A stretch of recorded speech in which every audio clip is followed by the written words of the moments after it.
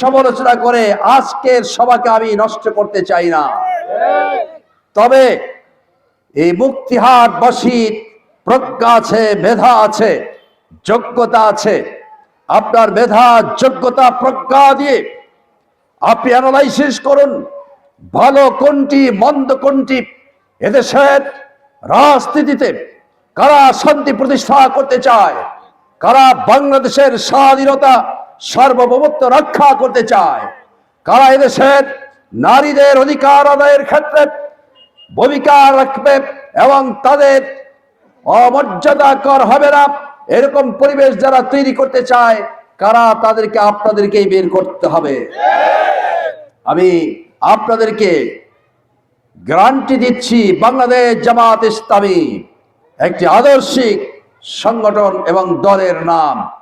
আজ পর্যন্ত দেখাতে পারবেন না কোন নারীর সাথে শ্লীলতাহানি করেছে। যেখানে আমাদের দলীয় শৃঙ্খলা ভঙ্গ হয় না, ঢাকা থেকে আমিরে জামাত ঘোষণা দেন, পঞ্চগড়ের জেলা আমির আপনি উড্র করেন, আর এনসিপির নেতা সার্জিস আলমকে সেখানে বসিয়ে দেওয়া হয়েছে। কোন চেয়ার ফেকাফিকি হয়েছে? কোন মারামারি হয়েছে? কোন দাঙ্গাদাঙ্গি হয়েছে? কোন হতাহত হয়েছে?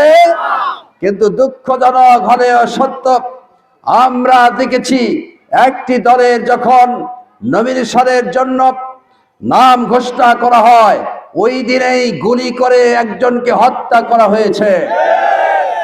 মোটর সাইকেলে আগুন ধরিয়ে দিয়ে জ্বালিয়ে দেওয়া হয়েছে, অফিস জ্বালিয়ে দেওয়া হয়েছে। আবার দেখেছেন 22 তারিখে যখন প্রচারণা শুরু হয়েছে, নিজেদের দলীয় কোন্দলে মারামারি, কাটাকাটি, চেয়ার ফিকাফিকি হয়েছে। তাহলে যারা নিজেদের দলীয় লোকদেরকে নিয়ন্ত্রণ করতে ব্যর্থ হয়, তাদের হাতে যদি এই দেশ তুলে দেওয়া হয়, তারা মোটেও এই দেশের গণমানুষের নিরাপত্তা দিতে পারবে না, বরং তারা চরমভাবে ব্যর্থ হবে। সুতরাং আবারও আমাদের এই রাষ্ট্রটি একটা খাদে পড়ুক, এটা কি আপনারা চান? আবারও এদেশে ফ্যাসিস্টের জন্ম হোক, আবারও কি চান? আরো কি চান যে আমাদের ভোটাধিকার, আমাদের মৌলিক অধিকার কেহ কেড়ে নেক, এটা কি চান? আমরা গ্রামীণ অবকাঠামোর সহজ সরল মানুষ, এই মুক্তিকামী মানুষ মুক্তির হাটে জন্ম দিয়েছে। কিন্তু এক শ্রেণীর দালাল চক্র ক্যান্ডিডেটের কাছে গিয়ে বসা আছে, একটা হাতে তালিকা ধরে দিয়েছে যে আমার কাছে এতগুলো ভোট আছে, আমাকে টাকা দাও, তাদের ভোটগুলো কিনতে হবে। সংগ্রামী বন্ধুগণ, আপনারা কি ভোট বেচবেন? ভোট বেচা মানে অন্যায়কে কেড়ে নিলেন, ভোট বেচা মানে দুর্নীতিকে কেড়ে নিলেন। আজকে যারা দুর্নীতি করে, সন্ত্রাস করে, আমার সহজ সরল সম্মানিত ভোটারদের যারা মাথা কিনে নেওয়ার ষড়যন্ত্র করছে, আজকে তারা যদি 1 কোটি খরচ করে, তারা আগামী দিনে আমাদের অর্থ থেকে 5-10 কোটি ইনকাম করবে। আর আমরা কথা দিচ্ছি, আমাদের সে অর্থ নেই, আমাদের সেই টাকাও নেই, আমরা ভোট কিনবো না। তবে আমরা আপনাদের জবাবদিহিমূলক একটি রাষ্ট্র ব্যবস্থা কায়েম করতে চাই। আজকে আমার যে আর্থিক অবস্থা, 5 বছর পরে জমাট জিমলার মানুষ পরিমাপ করে দেখবে রাষ্ট্র থেকে যে সম্মানী দেওয়া হয়, এর অতিরিক্ত কিছু করতে পেরেছে কিনা জামাত ইসলামী আপনাদের কাছে সুস্পষ্ট তাহা আয় ও ব্যয় ব্যাখ্যা করে শোনাবে।